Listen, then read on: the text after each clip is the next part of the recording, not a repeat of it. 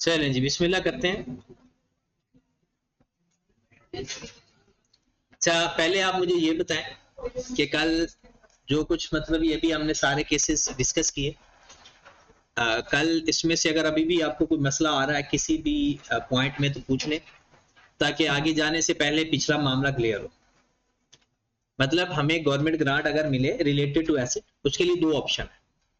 एक, या तो आप डायरेक्टली डिडक्ट कर दो, मतलब एसेट को ही क्रेडिट कर दो। डायरेक्ट डिडक्ट का मतलब क्या है? एसेट को ही क्रेडिट कर दो, या डेफर्ड ग्रांट रिकॉग्नाइज कर दो।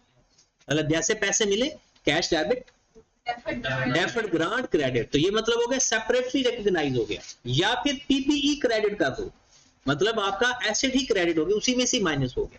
ठीक है, फिर डेप्रिसिएशन भी वैसे ही लेते हैं, और अगर हमने डिडक्ट कर दिया तो एसेट में से माइनस करके डेप्शन लेनी है, और अगर हमने सेपरेटली रिकॉग्नाइज किया तो फिर तो डेप्रिसिएशन हमने डायरेक्ट लेनी है, और डेफर्ड ग्रांट को अमोर्टाइज करना है over the life of the या over the terms of the government grant.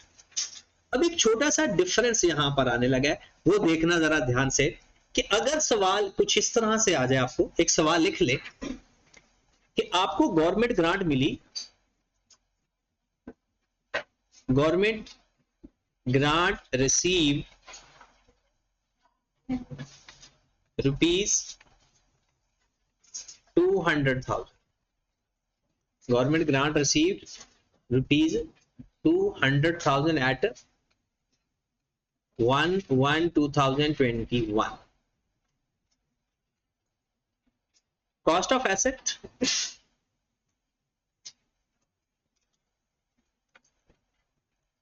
rupees 500,000 कर लेते हैं। Rate of depreciation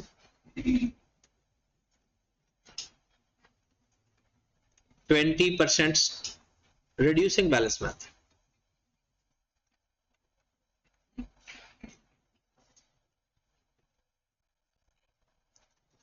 Terms of the grant is 4 years. देखिए, जब रिड्यूसिंग बैलेंस मेथड होगा तो मेरे ख्याल में वो ना आपको ग्रांट की टर्म जरूर बताए। अगर नहीं बताता ना, ठीक, तो जैसे हम ऐसे डेप्रिशिएट करते हैं ना गवर्नमेंट ग्रांट, वैसे अमोर्टाइज करते हैं, लेकिन ऐसा होगा नहीं। आपको लाइफ जरूर बताई होगी, चाहे वो एसेट की लाइफ बता दे, चाहे वो ग्रांट की टर्म्स या ग्रांट की लाइफ बता दे कि जनाब इतने सालों के लिए आपको ये ग्रांट दे दी गई। अब रेट अगर स्ट्रेट लाइन मेथड होता ना, तो आपको पता है एसेट की भी लाइफ वही होती है और ग्रांट की भी वही लाइफ होती है। लेकिन अगर WDV मेथड हो तो एसेट की तो लाइफ होती ही नहीं है, फिर एसेट की तो लाइफ पता नहीं कब तक जा रही है। तो फिर इसका ना एक डिफरेंट तरीका होता है, टेक्निकल तरीका होता है, इसको इंपॉर्टेंट भी लिखेंगे। ये बिल्कुल डिफरेंट होगा तरीका बाकियों से। उसके लिए आपने सबसे पहले एक टेबल बनाना होगा, इसे बोलते हैं अमोर्टाइजेशन टेबल, या वैसे ये तो मैं नाम बता रहा हूं, आप सिर्फ टेबल इसे कहें। तो टेबल कैसे बनेगा?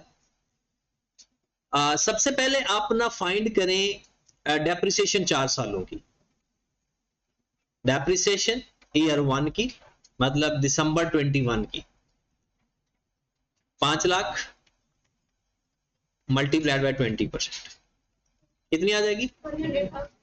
1 लाख। एसेट कितने का बच गया? 4 लाख। ईयर 2 के अंदर डेप्रिसिएशन कितनी आएगी? मल्टीप्लाइड बाय 20%, ये तो पता है ना इस चीज का, 80,000, 320,000। ईयर 3 के अंदर मजीद इसकी डेप्रिसिएशन लें 20%, 64,000। कितना माइनस करके आया? 256,000। Year 4 multiplied by 20%, 51,200।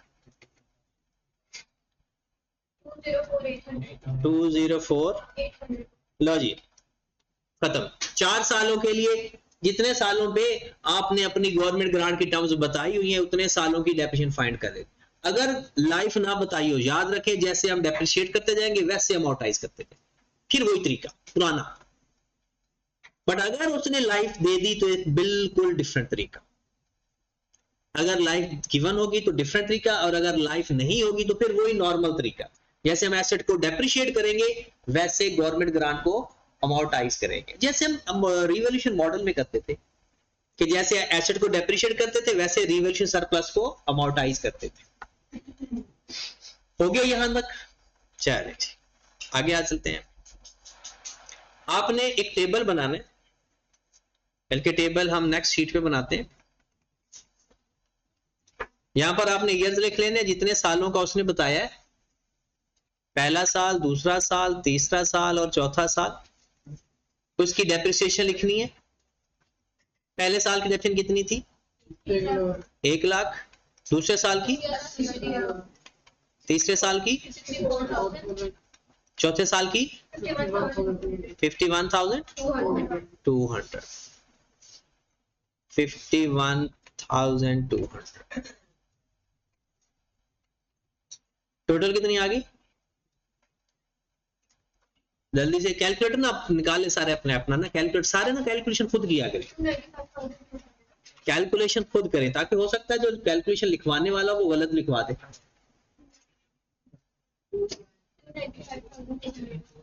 295,200 यहां तक ओके है? आपने अपनी गवर्नमेंट ग्रांट को जो आपको पैसे मिले हैं इसके ऊपर अमोर्टाइज करना है। गवर्नमेंट पैसे कितने मिले हैं? 2 लाख।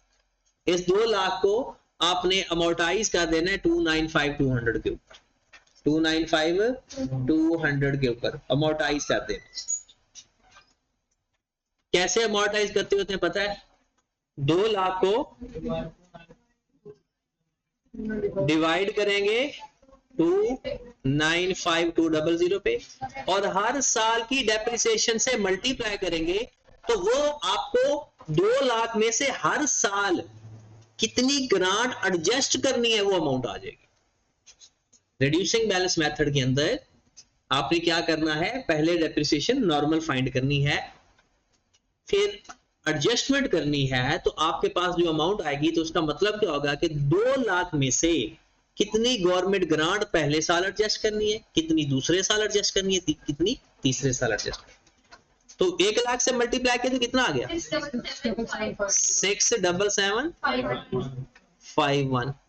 फिर मल्टीप्लाई करेंगे 80,000 से 5,201।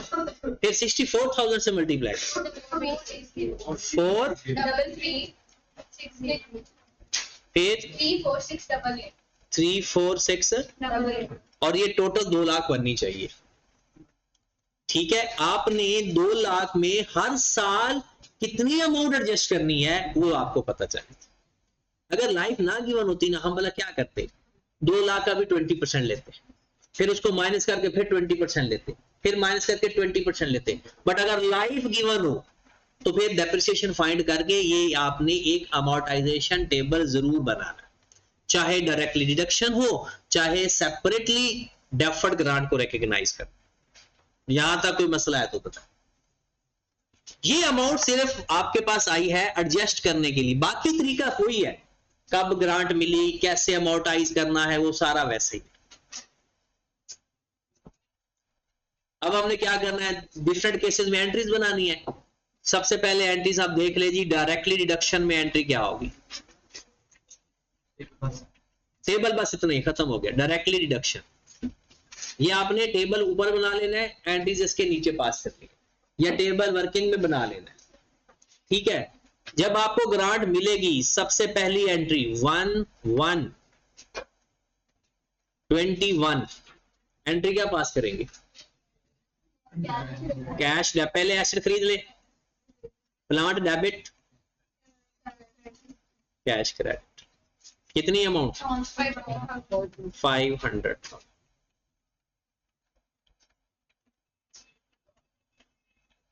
दूसरी एंट्री क्या पास करनी है? कैश टू डायरेक्ट डिडक्शन है,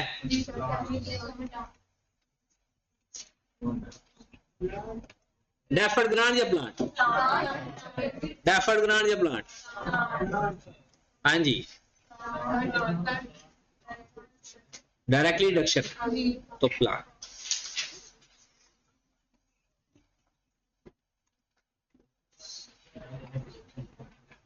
कितनी अमाउंट से?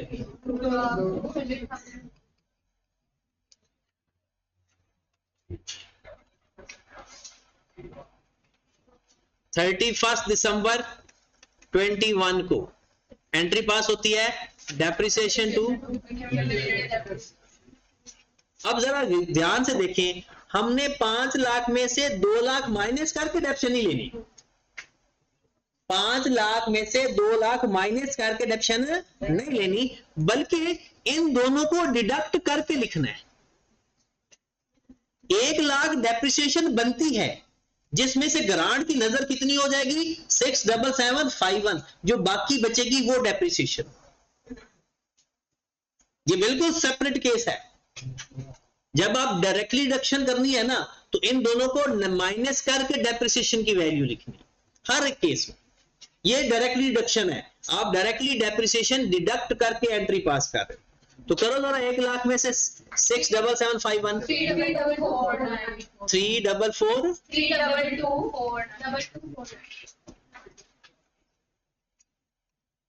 32249 32249। फिर अगले साल क्या होगा, जब अगले साल की हम डेप्रिसिएशन की एंट्री पास करेंगे 31 दिसंबर 22, तो क्या एंट्री पास करेंगे 80,000 डेप्शन बनती है, जो डिडक्ट होनी है वो माइनस कर दो ग्रांट, एंट्री पास कर दो। ये बात समझ लगी है ये नहीं? क्या करना है, इसको अलग से वैसे डेप्शन नहीं करना जैसे रूटीन में करते हैं, वो स्ट्रेट लाइन मेथड में होना है या बाकी कोई मेथड होगा। तो इसमें क्या करना है, अगर लाइफ गिवन होगी ना तो ये तरीका कार अपनाना है। क्या करेंगे, डेप्रिसिएशन टू अक्यूमुलेटेड जी, ग्रांट वो टर्म्स ऑफ ग्रांट या वो इस तरह से बता दीजिए, या एसेट की लाइफ बताइए, तब भी समझोगे वही अमाउंट। हाँ परसेंटेज के, क्योंकि डब्ल्यूडीवी मेथड है ना, डब्ल्यूडीवी मेथड के अंदर जब हम डेप्रिसिएशन लेते हैं वहां तो लाइफ इस्तेमाल नहीं होती ना, वहां तो रेट अप्लाई होता है। तो फिर अब अगर लाइफ साथ गिवन है तो फिर ये तरीका कार। हाँ जी, डेप्रिसिएशन माइनस करो आपस में 25799 25799 31 दिसंबर 23 डेप्रिसिएशन टू accumulated depreciation 206 तो सबको समझ लग रही है? जो हमें डेप्रिसिएशन ओरिजिनली गिवन है उसमें से ग्रांट डिडक्ट करके लिख रहे हैं। अभी 4 सालों के काम करते हैं 31 दिसंबर 24 डेप्रिसिएशन टू accumulated डेप्शन कितनी अमाउंट से 1616512 यहां तक ओके। ये था डायरेक्टली डिडक्शन। डायरेक्टली डिडक्शन हमने डेप्रिसिएशन, ये थोड़ा सा डिफरेंट केस है, ये पहले था भी नहीं। ये अब जो आई कैप ने किताब दी है ना अपनी नई, उसमें ये तरीका उसने बताया हुआ है और ये फिर सवाल में भी आया हुआ है। सवाल में वैसे ये अब आ चुका है, हो सकता है आपकी बारी ना आए इस पे, और सवाल में बिल्कुल स्ट्रेट ऐसे ही आया था। उसके बाद है सेपरेटली रिकॉग्निशन, इसी सवाल को करते हैं।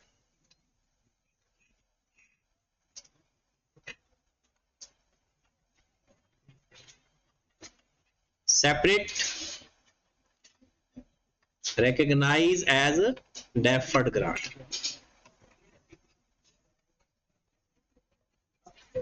separate recognize as deferred grant जी मेरे भाई। 1121 प्लांट डेबिट कैश क्रेडिट कितने से 5 लाख से। 31 दिसंबर बल्कि 1121 cash to deferred grant 2 lakh.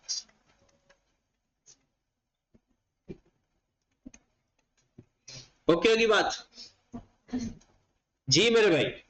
अब आ जाएगा 31 दिसंबर 21 डेप्रिसिएशन टू।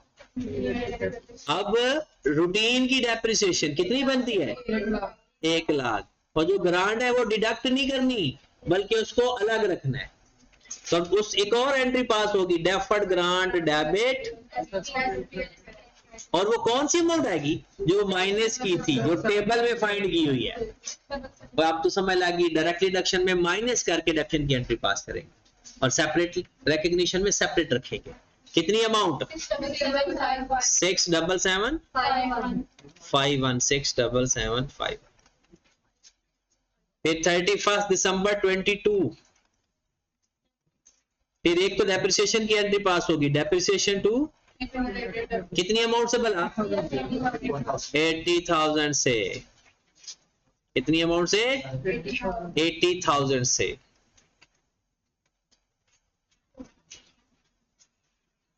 और 31 दिसंबर सेम डेट को एक एंट्री पास होगी डेफर्ड ग्रांट डेबिट एसपीएल मतलब स्टेटमेंट ऑफ प्रॉफिट और लॉस क्रेडिट। कितनी अमाउंट से भला 54201 ये 2022 का साल भी पूरा हो गया। 2023 का साल 31 दिसंबर 21 22 23 एक तो डेप्रिसिएशन टू कितनी अमाउंट से 64,000 से और साथ deferred grant debit SPL credit कितनी अमाउंट से 43360। और समझ रहे हो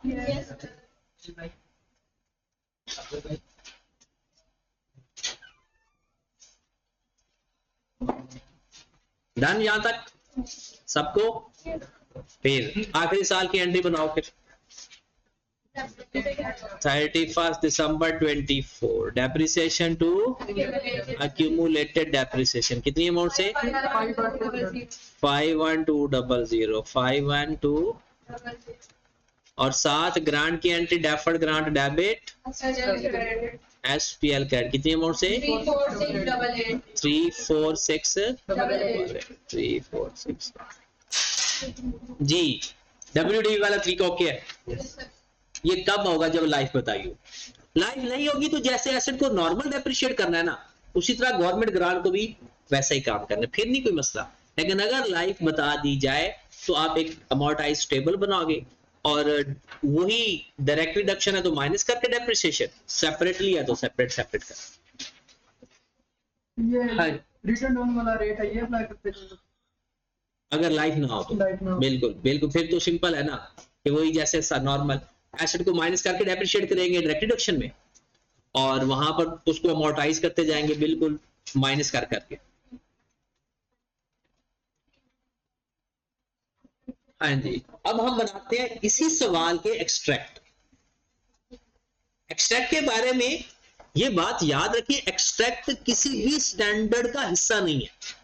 एक्सट्रैक्ट हर सवाल के अंदर हो सकता है। होता क्या है कि भाई साहब इस सवाल में जो आपकी इनकम है जिस साल के उस साल में उसकी इनकम लिखो। अगर कोई एक्सपेंस है तो एक्सपेंस लिखो कोई एसेट है तो उसका एसेट लिखो कोई लायबिलिटी है तो लायबिलिटी लिखो। तो इसके एक्सट्रैक्ट बनाते हैं जरा इसी सवाल के। सवाल नोट हो गया सबका या कोई अभी स्पेल कर रहा है।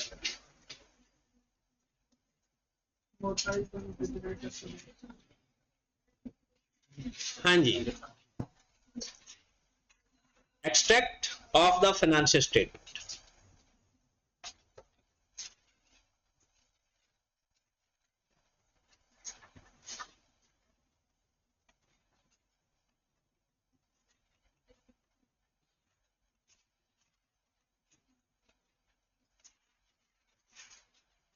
extract of financial statement extract of financial statement अगर वो फाइनेंशियल स्टेटमेंट का एक्सट्रैक्ट पूछे तो आपने दो एक्सट्रैक्ट बताने, एक एक्सट्रैक्ट ऑफ एसओसीआई मतलब स्टेटमेंट ऑफ कॉम्प्रिहेंसिव इनकम, और एक एक्सट्रैक्ट बताना है extract of statement of financial. और अगर वो पूछे ही एसओसीआई या एसओएफपी का तो फिर जिसका पूछे वही बताना। फाइनेंशियल स्टेटमेंट का पूछे दोनों बताने, दोनों में से कोई एक पूछे तो वही बताना। तो आए जरा इसी सवाल आपने हल किया हुआ ना अपने सामने रखना। सबसे पहले हम बना लेते हैं एक्सट्रैक्ट, कंपनी का नाम लिखेंगे, फिर लिखेंगे एक्सट्रैक्ट ऑफ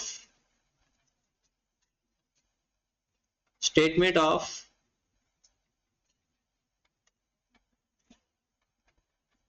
प्रॉफिट और लॉस या statement of comprehensive income for the year ended. अगर एक साल हो ना तो ऊपर ही लिख देना, अगर एक से ज्यादा साल हो तो ऊपर लिख देना 31 दिसंबर, साल ना लिखना है। तो कितने साल है हमारे? 4। एक है 31 दिसंबर 24, एक है 31 दिसंबर 23, बल्कि दिसंबर तो ऊपर हमने लिख दिया, आप सिंपल लिखें 2024, 2023, 2022, 2021। ठीक है। ऑप्शन कौन सी है भला? Directly deduction. ऑप्शन कौन सी है? Directly deduction.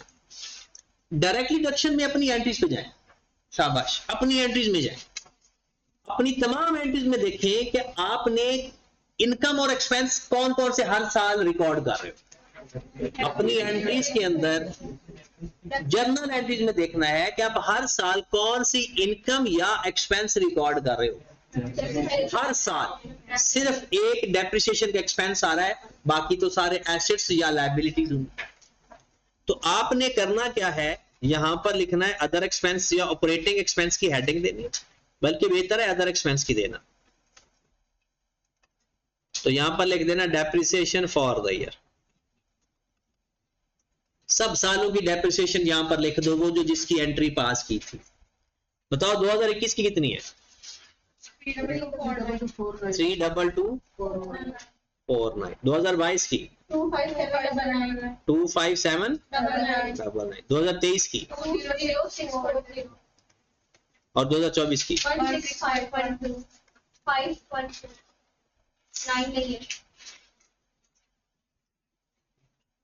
51।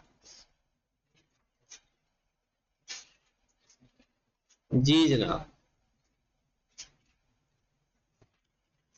ये हमारा एक्सट्रैक्ट बन गया एसपीएल का, directly deduction.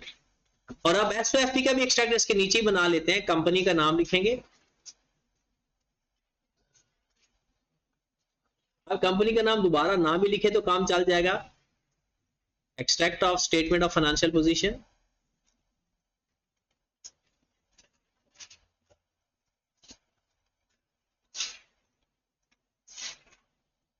as at 31 December,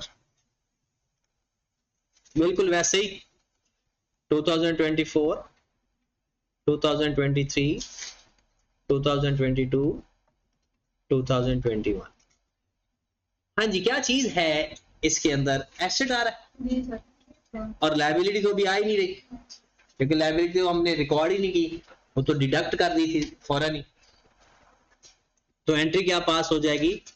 property plant and equipment, उसकी कॉस्ट लेस अक्यूमुलेटेड डेप्रिसिएशन। कितनी कॉस्ट लिखेंगे जनाब?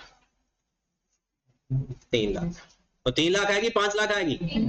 क्योंकि एसेट में से 2 लाख तो आपने क्रेडिट कर दिया था, वो 5 लाख से डेबिट किया था, तो 2 लाख से क्रेडिट भी तो किया था उसी साल ही। तो 3 लाख हमारे पास हर साल। 2021 की डेप्शन कितनी थी भला पता है? 3224। फिर अगली डिडक्शन प्लस कर दो, अगले साल की अक्यूमुलेट करनी है ना, तो अगले साल की डिडक्शन प्लस कर दो। 58048। इसमें इस अगले साल की डिडक्शन प्लस कर दो। 78688। फिर इसमें अगले साल की डिडक्शन भी प्लस कर दो। 95233। ये बात समझ लगी? ये सारी एक्यूमुलेटेड डेप्रिसिएशन बन गई। लो जी, माइनस करोगे तो बुक वैल्यू आ जाएगी। 2021 की कितनी बुक वैल्यू? 267751। 2022 241 952। 223131। 2231 223 221312। चलो नेक्स्ट 204800। 204800। लो जी, डायरेक्टली डिडक्शन के एक्सट्रैक्ट है और हजम होने जरूरी है। पता चलना चाहिए जो आप लिख चुके हो ये बात आपको पूरी तरह समझ लगी है या नहीं। अच्छा ओके।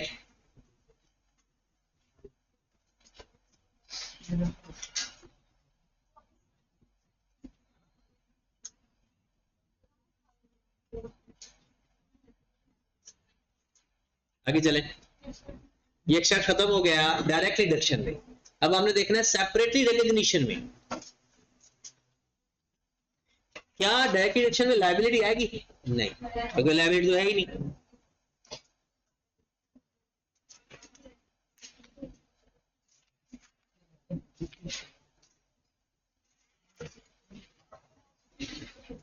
चलो जी, अब आ जाओ सेपरेटली रिकॉग्निशन में एक्सट्रैक्ट बना लेते।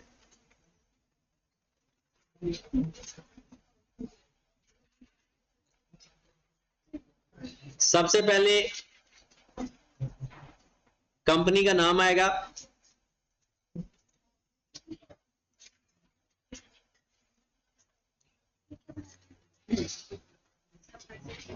Extract of statement of profit और loss for the year ended 31 December 20। लिखना नहीं है अभी।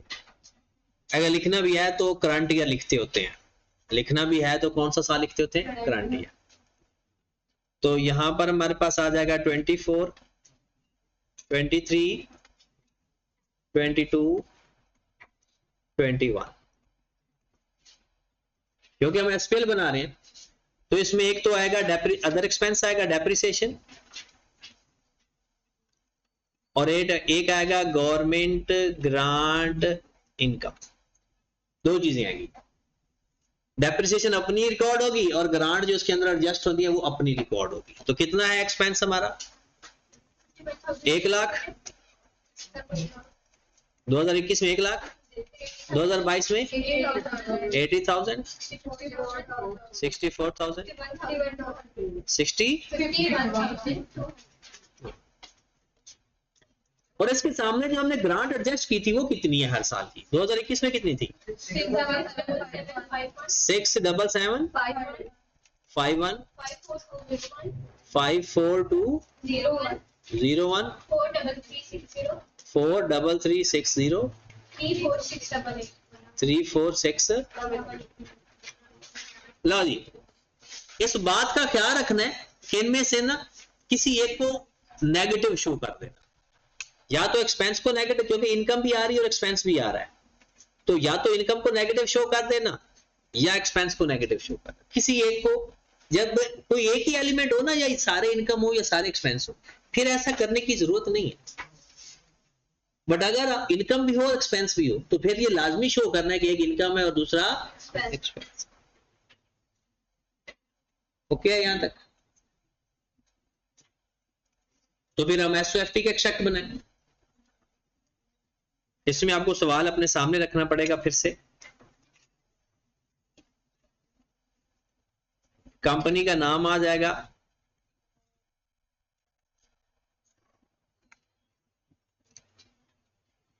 extract of statement of financial position. Extract of statement of financial position as at 31st December 24.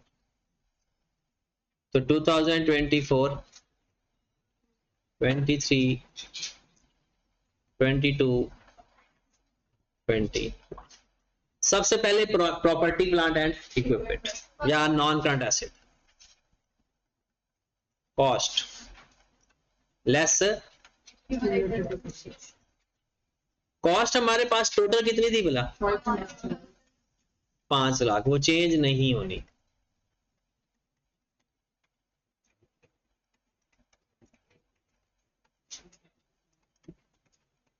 Okay यहाँ अब ऐसा करो कि डेप्रिसिएशन माइनस कर दो, इसमें से तो डिडक्शन वाली है ही नहीं ना, डायरेक्ट डेप्रिसिएशन माइनस करो। 2021 में कितनी डिडक्शन आई थी 1 लाख, 2022 में कितनी होगी टोटल 1,80,000, क्योंकि एक्यूमुलेट करना है। 180 में 64 ऐड करो 244,000, इसमें 5,200 ऐड करो, ये हमारे पास एक्यूमुलेटेड ऑप्शन आ गई। और माइनस करेंगे तो यहाँ पर 4 लाख आ जाएगा, यहाँ पर 320 आ जाएगा, 256,000 आ जाएगा और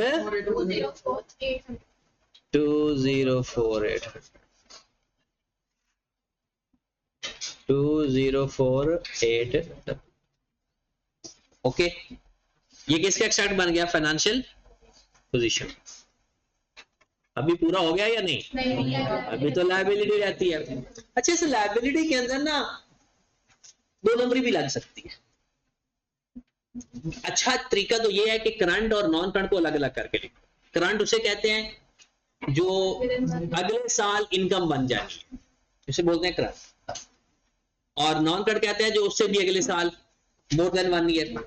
लेकिन अगर आप इसमें ना करंट नॉन करंट को अलग ना लिखो, सिर्फ लायबिलिटी का कॉलम बनाओ तो चक्कर दिया जा सकता है।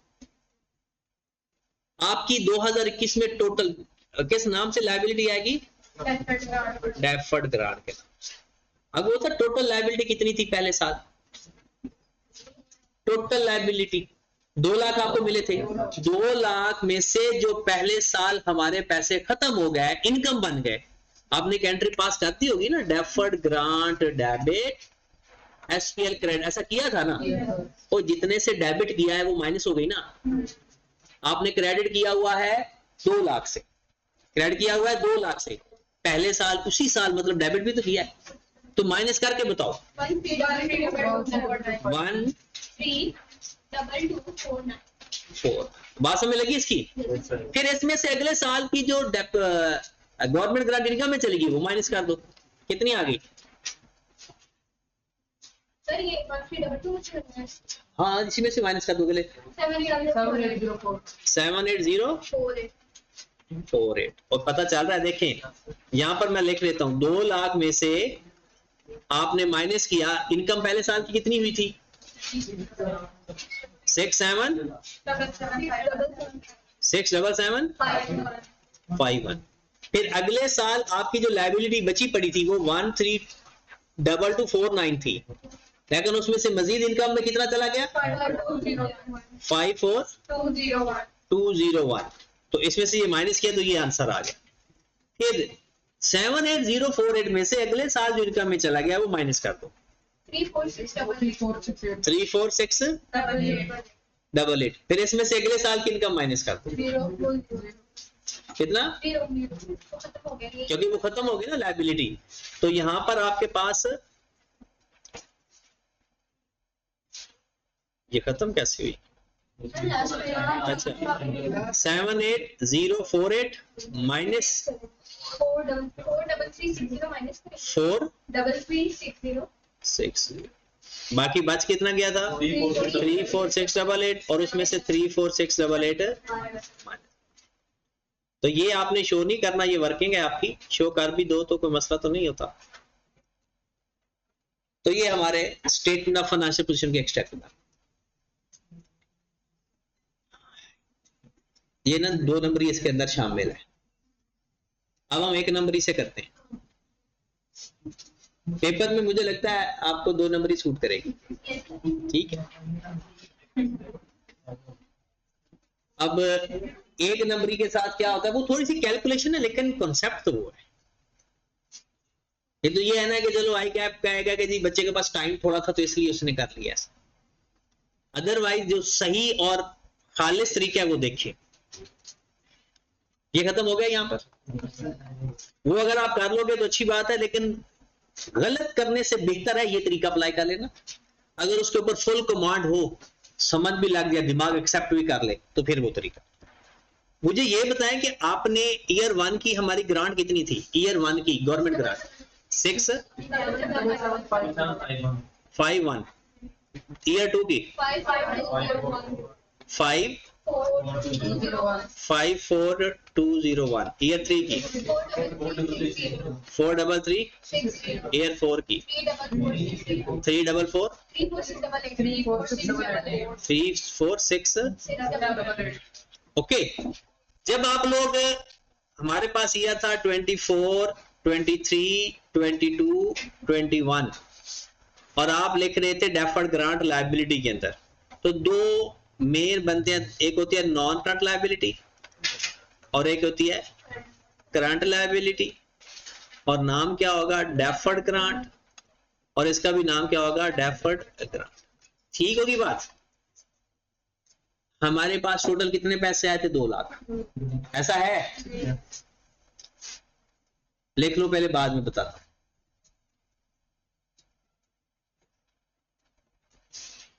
लिख लिया? फिर आओ जरा। आपके पास, आपने गवर्नमेंट से 2 लाख ले चुके हो, ऐसा ही है? जिसमें से पहले साल इतना इनकम में चला गया और आपने ग्रांट को डेबिट भी कर दिया। इसका मतलब है ये लायबिलिटी तो खत्म हो गई। बाकी लायबिलिटी जो बच गई है वो ये 3 बच गई है। ऐसा ही है ना? इन तीनों को प्लस करेंगे तो पहले साल की लायबिलिटी बच गई। लेकिन इन तीनों लायबिलिटी के अंदर जो अगले साल आएगी वो करंट लायबिलिटी होती है। जो अगले 12 महीनों में सेट करनी हो, पे करनी हो, एडजस्ट करनी हो, वो करंट लायबिलिटी होती है, वो नॉन करंट लायबिलिटी। देखिए पिछले सवाल के अंदर अभी मैंने नॉन करंट या करंट नहीं की हेडिंग दी थी, मैंने लायबिलिटी की हेडिंग दे दी। बट अगर मैं नॉन करंट और करंट को अलग करूंगा तो फिर यहां पर अलग अलग लिखना पड़ेगा। तो फिर इसमें मैं करूंगा क्या कि 2021 में 54201 को मैं करंट लायबिलिटी में ले जाऊंगा और बाकी जो बच जाएगी वो नॉन करंट में लिखूंगा, क्योंकि वो मोर देन 1 ईयर में एडजस्ट होनी है जाके। इन दोनों को प्लस करके बताओ कितनी वैल्यू आ गई? 78048। ये 2021 का साल जब खत्म हुआ ना तो ये मेरी सारी लायबिलिटी है। ये है, अगर इन तीनों को प्लस करोगे तो दोनों को प्लस करो तो लायबिलिटी बनेगी वही जो पिछले साल आपने लिखी हुई है। लेकिन करंट और नॉन करंट को कैसे अलग करना है? तो सारी लायबिलिटी में जो अगले साल की लायबिलिटी है वो करंट में, जो बाकी बच जाएगी वो। जब दूसरा साल आ गया तो ये भी इनकम बन गई, मतलब ये वाली अमाउंट। ऐसा ही है। ये जो दूसरे साल पर हम हैं, दूसरे साल में तीसरे साल वाली जो अमाउंट है वो करंट है, क्योंकि वो अगले 12 महीनों की है। तो अगले साल क्या करेंगे? 43360 यहां पर लिखेंगे और 34688 यहां पर, तो क्योंकि बाकी 1 साल गया उसके बाद। ये दूसरे साल पे हम थे, जब तीसरे साल पहुंचे तो ये तो इनकम बन गई, ये तो खत्म हो गई, हमने डेफर्ड ग्रांट डेबिट कर दिया। तो बाकी हमारे पास बची कितने की? अब नॉन करंट कोई भी नहीं है, क्योंकि ये जो तीसरे साल पर चौथे साल वाली है ही करंट, क्योंकि वो तो अगले साल एडजस्ट हो जानी है। और अगले साल ना कोई नॉन करंट और ना कोई करंट। और अगर इन सबको प्लस करें तो आपकी वही वाली वैल्यू बनेगी जो आपने अपने सवाल के अंदर लिखी हुई है। तो ये तरीका कार होता है ओरिजिनली। अगर आपके पास फुल टाइम पता चल जाए तो इस तरीके से कर देना, और अगर टाइम थोड़ा है या कोई मसला है तो फिर उस तरह से भी कर सकते हैं। ठीक है जी। अब हमने सीखा क्या, एक तो एक्सट्रैक्ट सीखे और दूसरा WDV के तरीके से।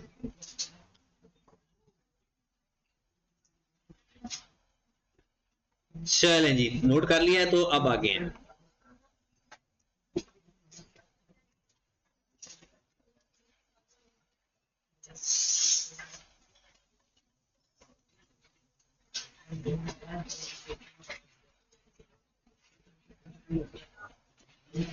जी मेरे भाई, रिफंड या रीपेमेंट ऑफ ग्रांट, वो इधर आओ जरा।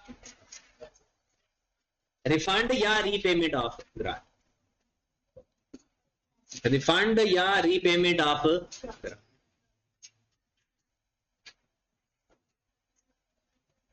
रिफंड कब होता है?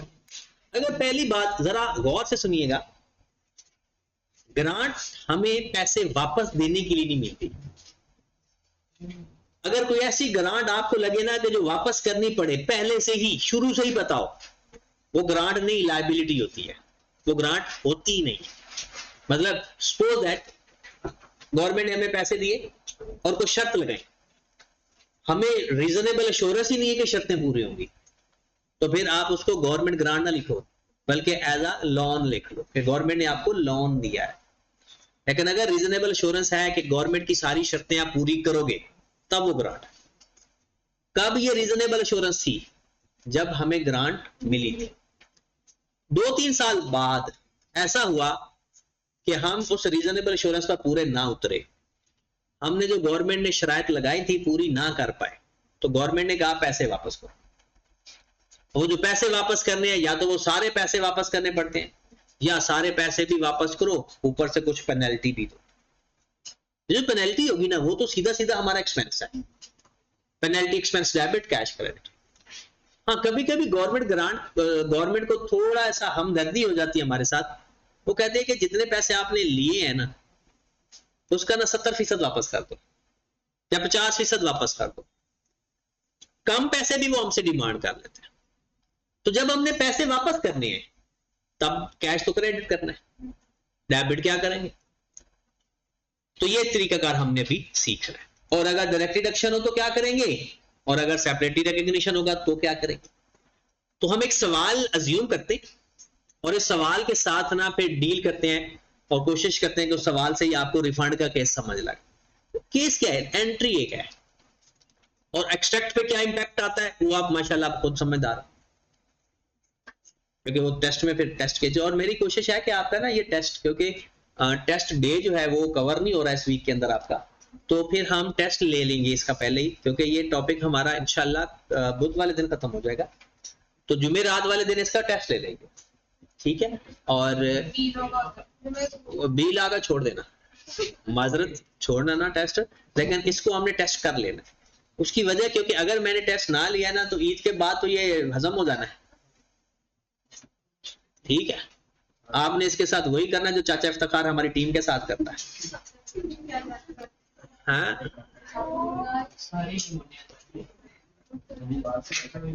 चलें जी, कोई नहीं, हमने फाइनल खेलना है, ये छोटे मैच है।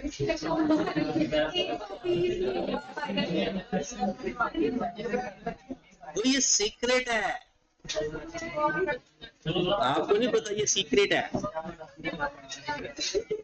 बस वेट एंड वॉच, दुआएं जारी रखनी है बस कि आयरलैंड यूएसए को बुरी तरह हराए, फिर इंडिया भी यूएसए को बुरी तरह हराए, फिर हमसे भी कोई बुरी तरह हारे, क्योंकि हमने तो नहीं हराना बुरी तरह, कोई खुद ही हार जाए तो एक अलग बात है। वैसे ये कल बुरी तरह हरा सकते थे, बहुत एक तेज खेलते, आते ही 10-12 ओवरों का टारगेट बनाते कि हमने खत्म करना मैच, चाहे जो भी था स्कोर हो जाना था। जब आप वो यानी जो मेन बैट्समैन थे दो, अगर नहीं इतनी हिम्मत पड़ती थी, ये प्लानिंग होती, नहीं हिम्मत है ना, बॉलर भेज दो, अगर आपको लगता है कि पिच पे बॉल नहीं आ रहा सही तरह, बॉलर भेज दो, वो टुल्ले शुल्ले मार देंगे। वो दो चार जैसे नसीम शाह ने आखिर में 2 चौके मारे थे, और ये पहले बंदा आ जाता तो 1 ओवर में 2-4 चौके शहीन या वो फखर हारिस रऊफ सबको भेज देते, आउट होते तो होने दे। लेकिन उसका सबसे बड़ा बेनिफिट ये होता, ये चाचा जो रोटी नहीं खा कर आया था उसने बॉलें खाई, ऊपर से भी काफी बॉलें जाया हुई, तो वो बेहतर था, वो बॉल्स बच जाती तो फिर मेन प्लेयर खड़े होते तो कुछ हो जाना था। लेकिन ये प्लानिंग होती है, ये जो हमारे प्लानर हैं पता नहीं किस तरह से ही है, इन्होंने मुझे लगता है आईकॉम ही किया होगा।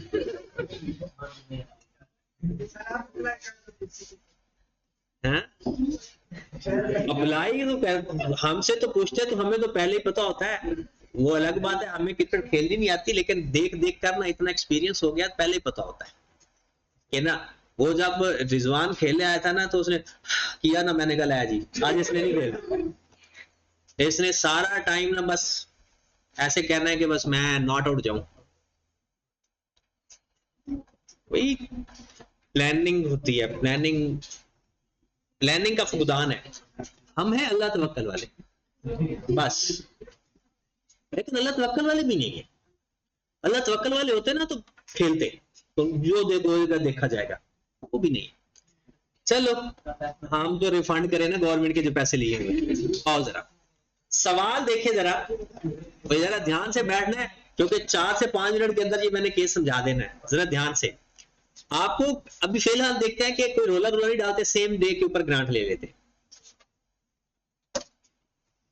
1/1/21 को आपको पैसे मिल गए, हमने एक प्लांट खरीदा, प्लांट डेबिट 8 लाख का खरीद लेते हैं या 800 का खरीद लेते हैं, कैश क्रेडिट,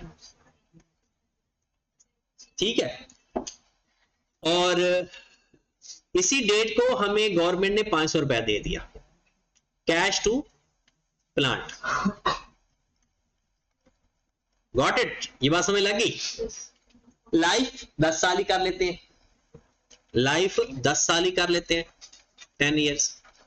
तो दिसंबर के अंदर 31 दिसंबर 21 के अंदर एक एंट्री पास हो जाएगी, डेप्रिसिएशन टू अक्यूमुलेटेड डेप्रिसिएशन कितने से? 30 से। कैसे पता चला? 800 और 500 तो एसेट बढ़ा ही 300 का, उसको 10 पे डिवाइड कर दिया। फिर दिसंबर 22 डेप्रिसिएशन टू अक्यूमुलेटेड डेप्रिसिएशन 30 से। समझ रहे हैं? स्ट्रेट लाइन मेथड है। और अगर दूसरा भी होता तो यही काम करते। ओके की बात? दिसंबर 23 के अंदर 2023 के अंदर हुआ ये कि हमसे कोई ना कोई गलती हो गई, वायलेशन हो गई, तो किसी ने हमारी शिकायत भी लगा दी कि भाई गवर्नमेंट को नोटिस दे दिया कि भाई साहब ये कोई ना गड़बड़ है, गवर्नमेंट को पता चल गया, हमें अब पैसे वापस करने पड़ गए। सारे पैसे भी वापस ले सकता है, थोड़े भी ले सकता है। अब एक बात आपने ये कंसीडर करनी है, होती नहीं, जिस साल हमने पैसे वापस करने हैं ना, तो डेप्रिसिएशन लेने से पहले वापस करने, चाहे जिस डेट को मर्जी वापस करो, डेप्रिसिएशन लेने से पहले पैसे वापस करने की एंट्री पास करनी, उसके बाद डेप्रिसिएशन की एंट्री पास करनी। चाहे साल के जिस दिन मर्जी पैसे वापस करो, उस साल की डेप्रिसिएशन लेने से पहले हमने पैसे वापस करने हैं। ये किस कॉन्सेप्ट के साथ लिंक बन रहा है?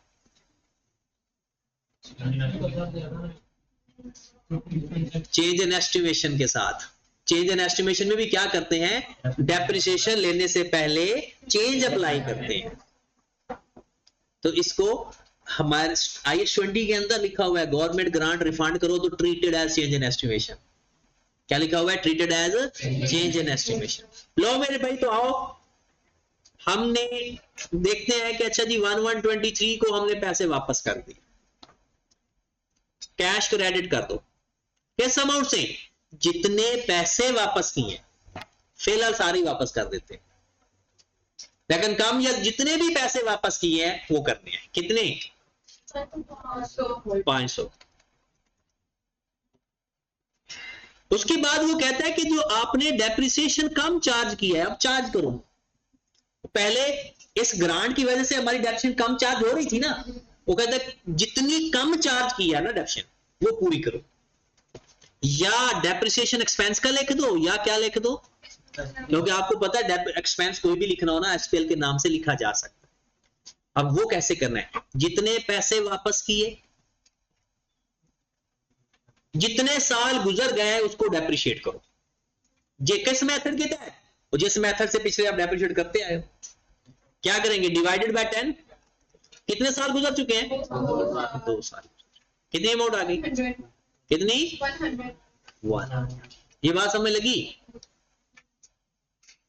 क्या करना है, कैश क्रेडिट करना है, जितने साल गुजर गए हैं उनको उसी तरह से डेप्रिशिएट करो जिस तरह से आपने अपने एसेट को डेप्रिशिएट किया था, 100। जो डिफरेंस आ रहा है प्लांट, कितनी अमाउंट, 400। ये रिफंड की एंट्री होगी।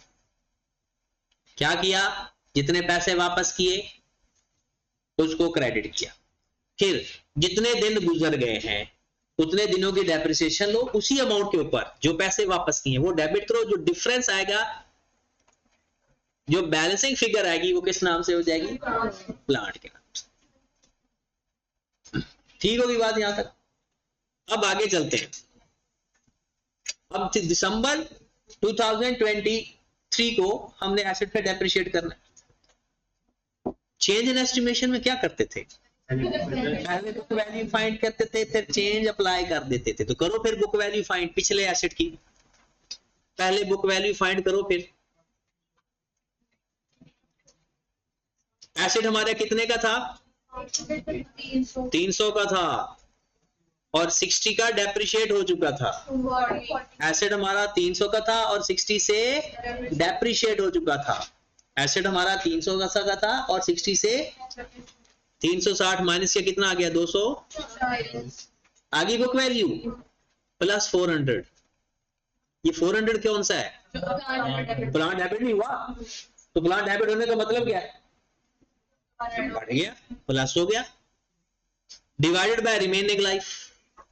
अगर लाइफ चेंज हो गई तो न्यू लाइफ, अगर चेंज नहीं हुई तो रिमेनिंग लाइफ। तो कितना आ गया, 8। ये हमारा एक्सपेंस में जाएगा, किस में से, साल के शुरू तक। इसके 2 तरीके होते हैं, एक और तरीका भी है, मैं जिस तरीके से पे जा रहा हूं ना उस तरीके पे है। ये तो हमारी पहले तो हमने देखना है ना बुक वैल्यू पुराने एसेट की कितनी पड़ी है और उसमें नया एसेट ऐड कर दिया, डिवाइड बाय रिमेनिंग लाइफ। तो डेप्शन कितनी आ गई, 31 दिसंबर 23 डेप्रिसिएशन टू अक्यूमुलेटेड डेप्रिसिएशन। और आगे हर साल अब इसी यही डेप्शन चलती जाएगी, क्योंकि स्ट्रेट लाइन मेथड में यही हो जाएगी। और अगर डब्ल्यूडी मेथड तो उसमें तो रिमेनिंग लाइफ पे करते नहीं, उसमें तो रेट से मल्टीप्लाई करते हैं, इन दोनों को प्लस करके रेट से मल्टीप्लाई करते हैं। ठीक है, तो ये है रिफंड का केस, डायरेक्टली डिडक्शन। रिफंड का केस डायरेक्टली डिडक्शन। क्या करना है, सबसे पहले रिफंड की एंट्री पास करनी है, वो याद करें। कैश क्रेडिट करो, जितने साल गुजर गए हैं उस अमाउंट को डेप्रिशिएट करो और जो डिफरेंस है वो पीपी को चार्ज कर दो। ठीक है, फिर उसके बाद जब नई डेप्शन लेते हैं तो बुक वैल्यू में जो अमाउंट है वो ऐड कर दो। इस केस का एक और तरीका है, वो तरीका इससे ज्यादा आसान है, लेकिन वो तब अच्छा रहता है जब फुल पैसे वापस करो। जब पैसे वो कम वापस करेगा ना तो वहां पर बंदा फंस जाता है। तो ये भी मेथड वो है कि जैसे मर्जी हो तरीका काम आ जाएगा। 400 वापस करते तो क्या करते, कैश 400 से क्रेडिट कर देते, एसपीएल को वो 400 को 2 साल की डेप्शन 80 आ जाती, वो डेबिट कर देते, रिमेनिंग अमाउंट प्लांट, और फिर 240 में प्लांट प्लस करके रिमेनिंग लाइफ पे डिवाइड। अब आगे आ जाओ, अगर ये होता सेपरेटली रिकॉग्निशन तो पहली एंट्री क्या होती, 1121 प्लांट डेबिट, कैश क्रेडिट कितनी अमाउंट से, 800 से। और दूसरी एंट्री होती cash debit, deferred grant credit कितने से? 500 500। फिर दिसंबर 21 आ जाता, दिसंबर 21 आता तो क्या करते? दिसंबर 21 आता तो एक तो डेप्रिसिएशन की एंट्री पास करते, कितनी अमाउंट से पहला? अब ये चीजें ना आपको वैसे ही ना इतनी थ्रू आउट होनी चाहिए कि गलत होने का कोई सवाल ही ना पैदा हो। और एक और एंट्री भी पास करेंगे, वो कौन सी होगी? डेफर्ड ग्रांट को डेबिट, एसपीएल को या गवर्नमेंट ग्रांट इनकम को क्रेडिट, कितनी अमाउंट से? फिर दिसंबर 22 में भी कुछ यही करते,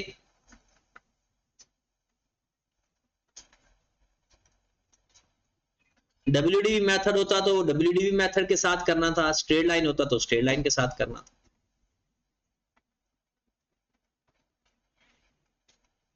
यहां तक तो नॉर्मल तरीका है।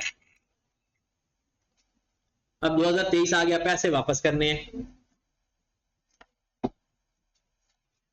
जिस डेट को पैसे वापस किए कैश क्रेडिट कर दिया, कितनी अमाउंट से भला?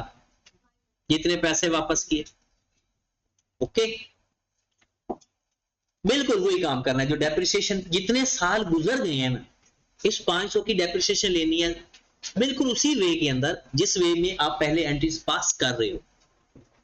बिल्कुल वही काम करना है जो आप पहले कर चुके हो।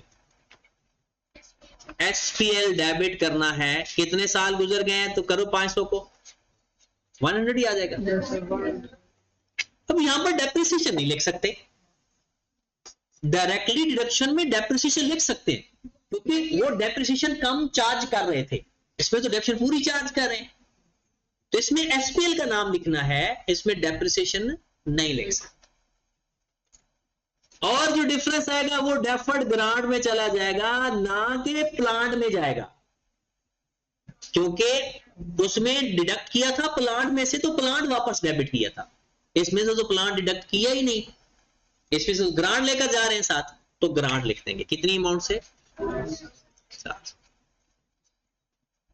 आपने 500 से अपनी ग्रांट क्रेडिट की थी, रिफंड के साथ ना ग्रांट खत्म हो चुकी है, चेक करके देख।